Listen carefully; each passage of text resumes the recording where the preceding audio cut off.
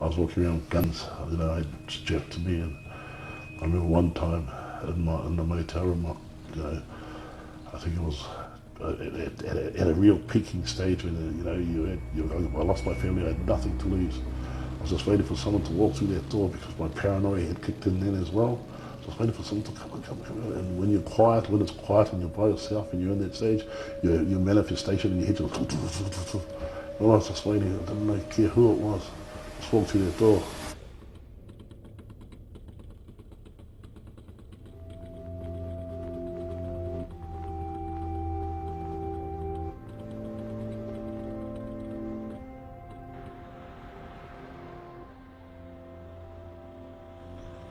So today it's about putting in my nomination for mayor. We feel, and it has been felt like a long time, that we need change. There's been an imbalance in the region, and we want to uplift the many that are on the bottom end and bring them up to par with the rest of the region. Back then, and it was like it was normal back then. There's a lot of drinking, there was a lot of violence, there's a lot of domestic violence, there was a lot of verbal abuse. My mother, she was very strict, you know, she had the alkathine pipe, the hedge stick, the jug cord, the jandal, and we must have been very naughty boys back then, we didn't realise it then. Way back when I was a boy, we came into Kaiko from our highway, and we saw these motorbikes, you know. It was like, wow. It was like, and it was a lot of them were Māori, and it was like, wow, even more. And then we had a look at the picture, the Tribes and Motorcycle Club. So from that moment, and I was only a boy, you know, that moment, all I ever wanted to be from there was a tribesman.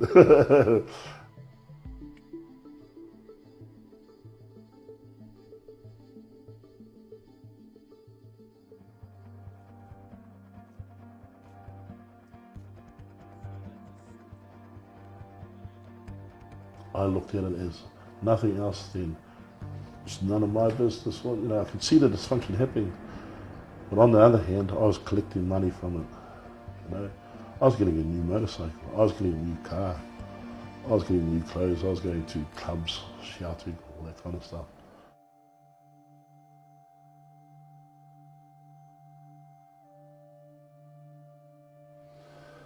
Maybe when I fell into it for 2 years, I had to go through it. Before it, I was calling, crackheads, you know. Yeah, get up there the money, look at them, they're shooting each other, they're hanging themselves, all that kind of stuff. Very judgmental until I went through it. I lost my family 5 times. And it wasn't until the last stages of my life when not even my siblings wanted to be around me, not even my friends, people that, you know, were very close, because my mental ability was very dangerous at that stage. I knew I had to get away from everything, my own brothers, the club, everything, and just do my own thing, just get into hard manual labour and just drive and just, you know, clear my head.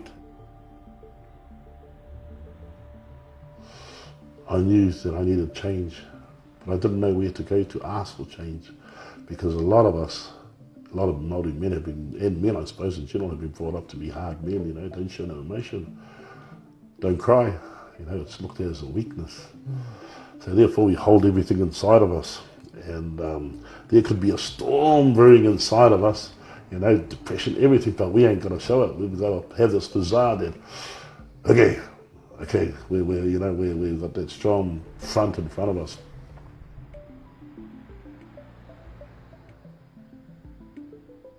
So Man Up came into my life. I reached out, Man Up came out into my life, and over the last 2 years, 2.5 years, they've played a huge part in the transformation of my life. If Jay Hepi can change, surely there's a chance for me to change. And now there's you know, men that we're working with through the Man Up program, murderers, life parolees, X this, X that, They never would have thought that change is possible, but by seeing a person like me change, it gave them a bit of a zest to, hey, you can do it.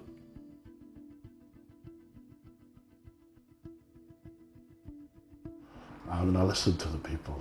You know, I've seen from a young age how things have just gone from good to bad. And if I don't stand, who's going to stand? You know, I want a better place for my children and their children and their children, so they, you know, so they don't grow up in what I grew up in.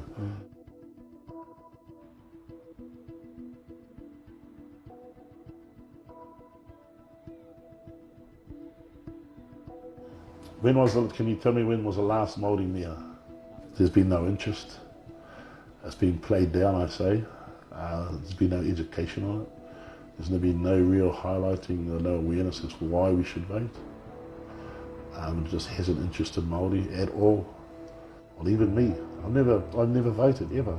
A lot of the people that I've spoken to have never voted. The 800 new listings we got over the last week have never voted. But now there's a Māori running for mayor.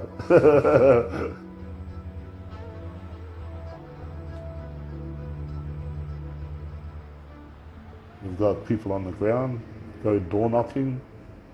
I think we've done, just I mean, 7 days last week we got 800 new listings to enrol, enrolment to vote. The reason why I'm standing is for the hurt that I have caused, for the young sons that I've brought back in caskets, supposedly to be there looking after them. But if someone like me doesn't stand up, own it, and then say, I can change it, I'm going to change it, but I need your help. I can't change my past. I was a hurt person. You know, I nearly lost my life on the streets of this town, beaten to a pulp, to an inch of my life. And hurt people. But now I've changed my life, I've changed my ways. And healed people, they can heal people. Yeah.